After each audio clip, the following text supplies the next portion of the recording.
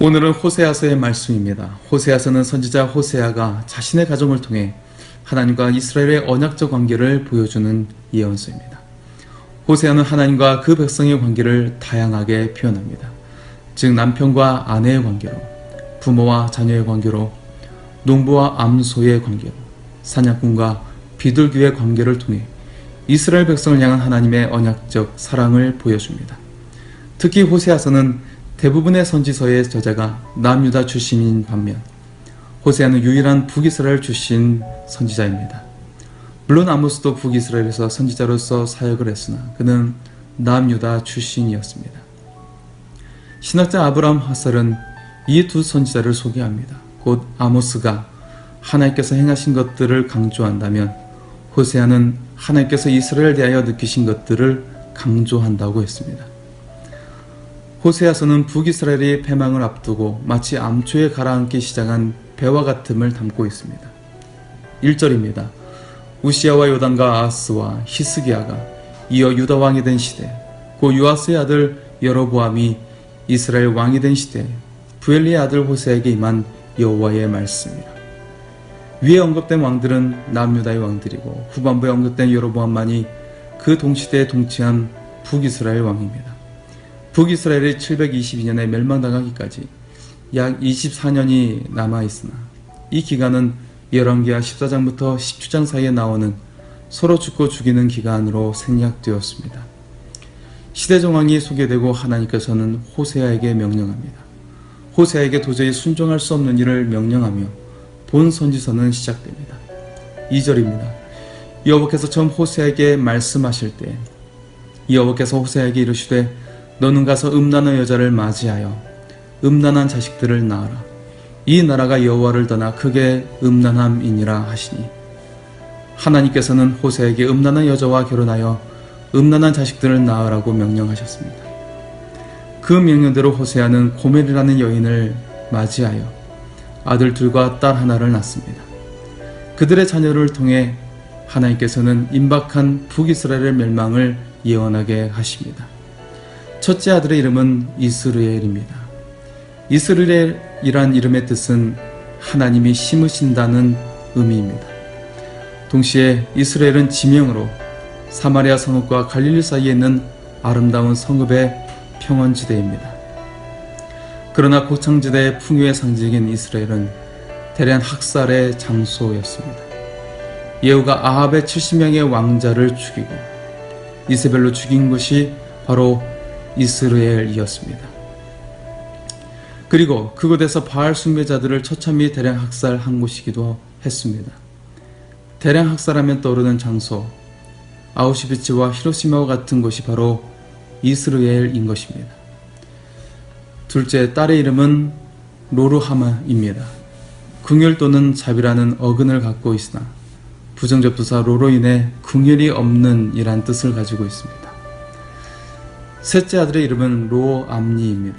암니는 내 백성을 뜻하나 동일하게 부정접두사로 로로 인해 내 백성이 아니다란 뜻을 가지고 있습니다.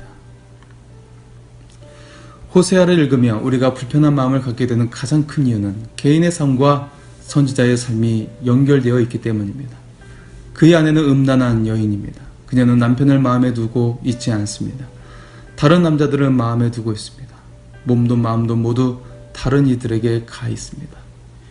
이런 부부관계 속에서 낳은 첫째 자녀 이름이 의미하는 것이 대량 학살이고, 둘째는 궁율이 없음이고, 셋째는 내 백성이 아니다입니다. 이들의 이름은 호세아의 마음을 표현합니다. 동시에 이스라엘을 향한 하나님의 마음을 표현합니다. 호세아는 그의 예언자적 삶과 그의 결혼 생활을 통해 끼어진 관계로 인한 상처와 고통을 드러내고 있습니다. 동시에 호세아는 그의 삶을 통해 북이스라엘에게 임박한 파멸을 예언하고 있습니다. 북이스라엘에서 대량 학살이 일어날 것이고 북이스라엘에 부어주셨던 궁율은 더 이상 찾아볼 수 없으며 결국 북이스라엘은 더 이상 하나님의 백성이 아니게 된 상황에 이를 것이며 새 자녀의 이름을 통해 암시하고 있습니다. 호세아는 음란한 여인 고멜과 결혼해야 했습니다. 결혼은 두 인격이 하나님 안에서 한 인격이 되는 것입니다. 또한 호세아는 음란한 여인 고멜과 결혼하여 음란한 자녀를 낳아야 했습니다. 자신은 여호와의 기업이고 태의 열매는 그의 상급이라고 했습니다. 자녀를 통한 호세아의 상급은 파멸이었습니다.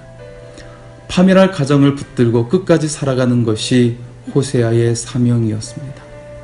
호세아가 아내 고멜로 인해 느낀 감정은 하나님께서 이스라엘 백성에게 느낀 감정과 같습니다. 결혼한 부부가 하나 되기 위해 애쓰기보다 다른 곳에 다른 사람에게 마음을 두고 있을 때 느끼는 철행함과 분노를 호세아는 느끼고 있습니다. 그 철행함과 분노를 하나님께서 이스라엘에게 너무나 오랫동안 느끼고 계셨음을 선포하고 있습니다. 오늘 호세아서의 말씀은 우리에게 묻고 있습니다. 하나님과 언약을 맺고 혼인관계를 맺은 백성으로서 하나님을 정말 사랑하는가? 그렇다면 하나님과 마음을 함께 해야 합니다. 예수님의 피값으로 교회가 탄생했습니다. 예수님은 교회를 사랑하시고 우리의 구원을 이루어 가십니다. 그렇다면 또한 되묻길 바랍니다. 교회를 정말 사랑하십니까? 그렇다면 마음을 함께 해야 합니다. 한 마음을 갖고 살아가는 것이 사랑입니다. 바울은 고린도전서 1장 10절에 교회 안에 있는 그리스도인들을 향해 말합니다. 같은 말, 같은 마음, 같은 뜻을 품으라고 합니다. 성도는 그리스도 안에서 같은 말, 같은 마음, 같은 뜻을 품어야 합니다. 더 좋은 생각과 방법이 있다 하더라도 겸손히 내려놓고 같은 말, 같은 마음, 같은 뜻을 품어야 합니다. 두 마음을 품고 다른 곳에 시선을 두는 삶의 종국은 파멸임을 성경은 말하고 있습니다. 하나님의 사랑 안에 거하기를 원합니다. 우리 또한 하나님과 교회를 사랑할 수 있기를 원합니다. 그러기 위해 같은 말, 같은 마음, 같은 뜻을 품고 하나님의 영광스러운 사역을 감당할 수 있기를 원합니다. 하나님을 사랑하는 여러분의 삶을 통해 하나님께서는 더 선하고 좋은 것을 예비하실 줄 믿습니다. 하나님의 은혜로운 팔이 여러분과 함께 하실 줄 믿습니다. 하나님께서 여러분을 사랑하십니다.